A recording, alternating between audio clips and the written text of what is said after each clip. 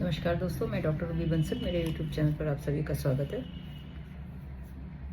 एक क्वेरी जो पड़ी हुई है मेरे यूट्यूब चैनल पर एक कमेंट में कि क्या HIV पॉजिटिव का पता चल सकता है कि कैसे हुआ है, तो इसी पर आज बात करते हैं। आप अगर इसके बारे में जानना चाहते हैं तो मेरे चैनल को लाइक करिए, सब्सक्राइब करिए, शेयर करिए और ये जानकारी दूसरों तक भी पहुँचाइए।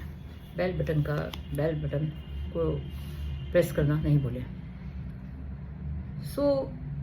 HIV का पता, HIV कैसे हुआ है, ये पता सिर्फ हिस्ट्री से चलता है।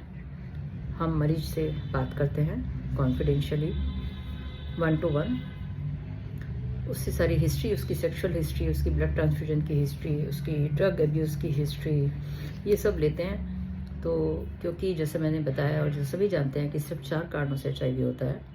सबसे पहला अनप्रोटेक्टेड सेक्सुअल कॉन्टेक्ट से, पेनिट्रेटिंग सेक्स, चाहे वो वेजाइनल हो चाहे वो एनल सेक्स हो। माँ से, गर्भवती माँ से बच्चे को, अगर माँ पॉजिटिव है और ट्रीटमेंट पर नहीं है तो उसके बच्चे को हो सकता है।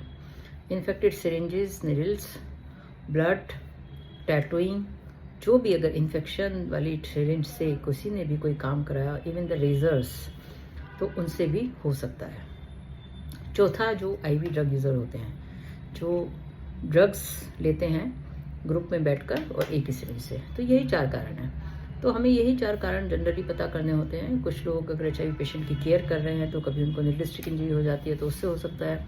हेल्थ केयर वर्कर हैं, उनको जनरली निडलिस्टिक इंजरी से होता है अगर कोई सेक्सुअल कॉन्टैक्ट से नहीं है।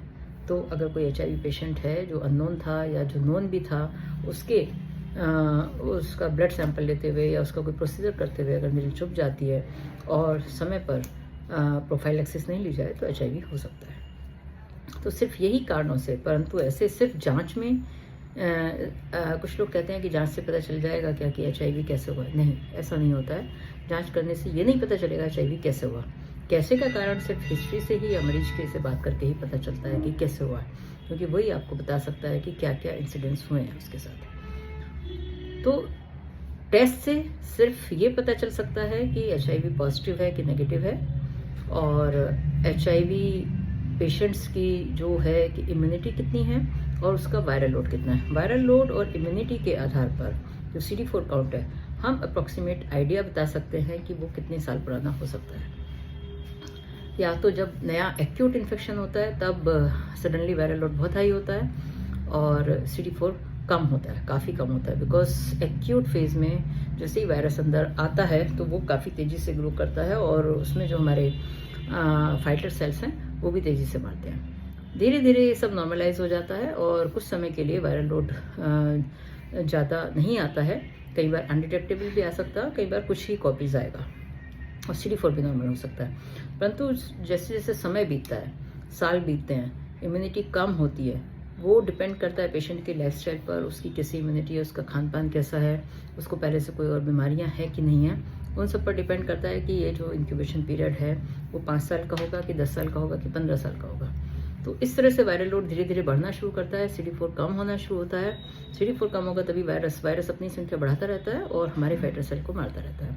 तो जब कोई इन्फेक्शंस लग जाते हैं, कोई भी अपॉर्चुनिस्टिक इन्फेक्शन, चाहे मरीज को बुखार आ रहा है डेली या कुछ समय के लिए, बार बार लूज मोशन हो रहे हैं, बार बार लूज मोशन होते हैं, दवाई करता है फिर ठीक हो जाते हैं, हर्पीज हो सकता है, स्किन की कोई प्रॉब्लम हो सकती है, निमोनिया हो सकता है, ट्यूबरकुलोसिस हो सकता है, तो ये सब इन्फेक्शन जब लगने लगते हैं जनरली पेशेंट तब हमारे पास आता है।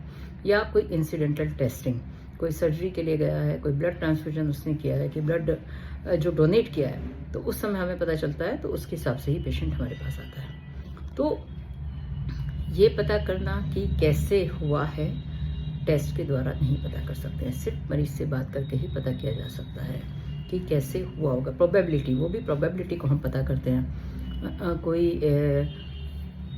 थंब रूल नहीं है कि इसी वजह से हुआ होगा। सो बहुत सारे कारण हैं, इन कारणों में से अगर कोई है डेफिनेट कारण है तो वो उससे हमें पता चलता है। तो यही जानकारी, जो अगर आपको इसमें कुछ भी सवाल हो तो मेरे यूट्यूब चैनल पर आप कमेंट में डाल सकते हैं, आई विल आंसर। और भी कोई आपकी जो क्वेरीज हैं, जो भी आपकी कोई है जिस पर आप चाहते हैं कि मैं वीडियो बनाऊं, वो आप मुझे अपने कमेंट में लिखते रहिए। इस चैनल को सब्सक्राइब करिए, लाइक करिए, शेयर करिए और लोगों तक, स्पेशली यंग लोगों तक ये वीडियो जरूर पहुंचाइए। धन्यवाद।